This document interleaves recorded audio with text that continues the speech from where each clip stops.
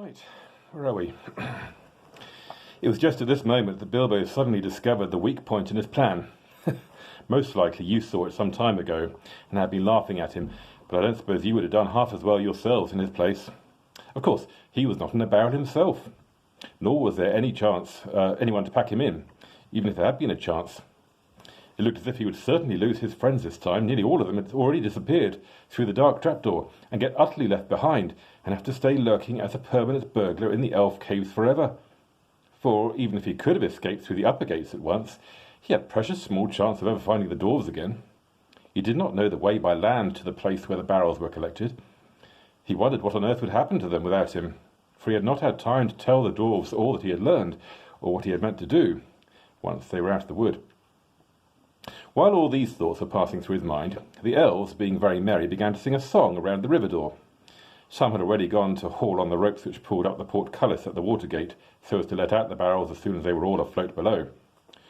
Down the swift dark stream you go, back to lands you once did know. Leave the halls and caverns deep, leave the northern mountains steep, where the forest wide and dim stoops in shadow grey and grim. Float beyond the world of trees, out into the whispering breeze, past the rushes, past the reeds, past the marshes' waving weeds, through the mist that riseth white up from mere and pool at night.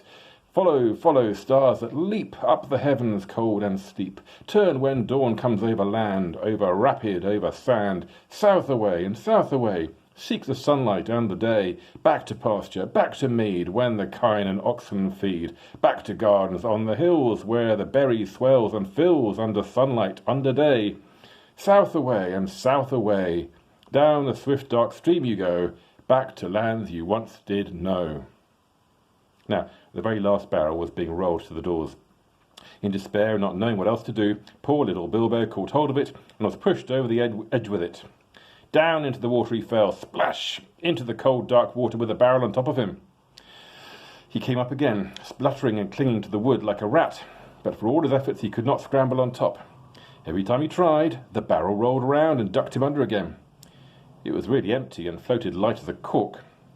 Though his ears were full of water, he could hear the elves still singing in the cellar above. Then suddenly the trapdoors fell to with a boom, and their voices faded away. He was in the dark tunnel, floating in icy water, all alone, for you cannot count friends that are all packed up in barrels. Very soon a grey patch came in the darkness ahead. He heard the creak of the water gate being hauled up, and he found that he was in the midst of a bobbing and bumping mass of casks and tubs, all pressing together to pass under the arch and get out into the open stream. He had as much as he could do to prevent himself from being hustled and battered to bits. But at last the jostling crowd began to break up and swing off, one by one, under the stony arch and away. Then he saw that it would have been no good even if he had managed to get astride his barrel, for there was no room to spare, not even for a hobbit, between its top and the suddenly stooping roof where the gate was. Out they went under the overhanging branches of the trees on either bank. Bilbo wondered what the dwarves were feeling, and whether a lot of water was getting into their tubs.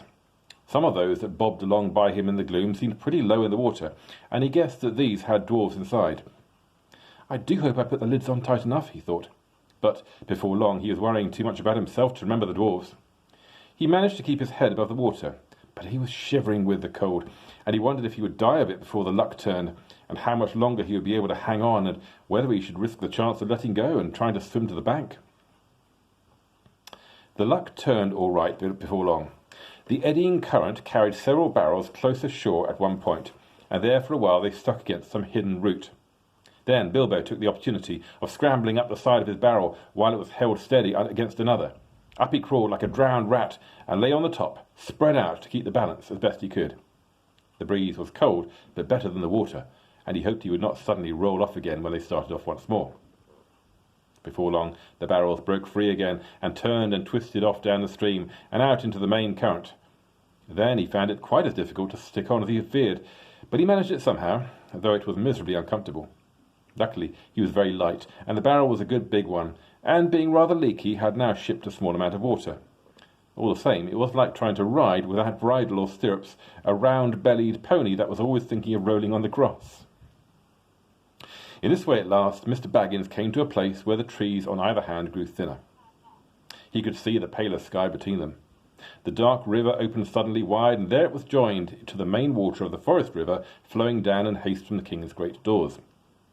There was a dim sheet of water no longer overshadowed, and on its sliding surface there were dancing and broken reflections of clouds and of stars.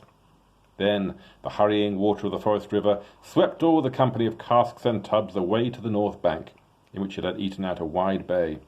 This had a shingly shore under hanging banks, and was walled at the eastern end by a little jutting cape of hard rock. On the shallow shore most of the barrels ran aground, though a few went on to bump against the stony pier. There were people on the lookout on the banks. They quickly poled and pushed all the barrels together into the shallows, and when they had counted them, they roped them together and left them till the morning. Poor dwarves! Bilbo was not badly off now. He slipped from his barrow and waded ashore, and then sneaked alone to some huts that he could see near the water's edge. He no longer thought twice about picking up a supper uninvited if he got the chance. He had been obliged to do it for so long, and he knew only too well now what it was to be really hungry, not merely politely interested in the dainties of a well-filled larder. Also, he had caught a glimpse of a fire through the trees, and that appealed to him with his dripping and ragged clothes clinging to him and cold and clammy. Whew. There was no need to tell you much of his adventures that night, for now we are drawing near the end of the eastward journey, and coming to the last and greatest adventure, so we must hurry on. Of course, helped by his magic ring, he got on very well at first, but he was given away in the end by his wet footsteps and the trail of drippings that he left wherever he went or sat, and also he began to snivel, and wherever he tried to hide he was found out by the terrific explosions of his suppressed sneezes. Very soon there was a fine commotion in the village by the riverside. But Bilbo escaped into the woods, carrying a loaf and a leather bottle of wine and a pie that did not belong to him. The rest of the night he had to pass wet as he was and far from a fire. But the bottle helped him to do that, and he actually dozed a little on some dry leaves, even though the year was getting late and the air was chilly. He woke again with a especially loud sneeze. It was already grey morning, and there was a merry racket down by the river. They were making up a raft of barrels, and the raft elves would soon be steering it off down the stream to Lake Town. Bilbo sneezed again. He was no longer dripping, but he felt cold all over. He scrambled down as fast as his stiff legs would take him, and managed just in time to get onto the mass of casks without being noticed in the general bustle. Luckily, there was no sun at the time to cast an awkward shadow, and for a mercy he did not sneeze again for a good while.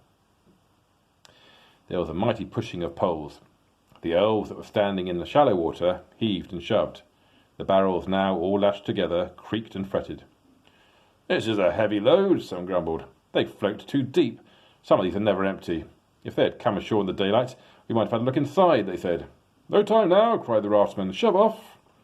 And off they went at last, slowly at first, until they had passed the point of rock where other elves stood to fend them off with poles, and then quicker and quicker as they caught the main stream and went sailing away, down, down towards the lake. They had escaped the dungeons of the king and were through the wood, but whether alive or dead still remains to be seen. What do you think?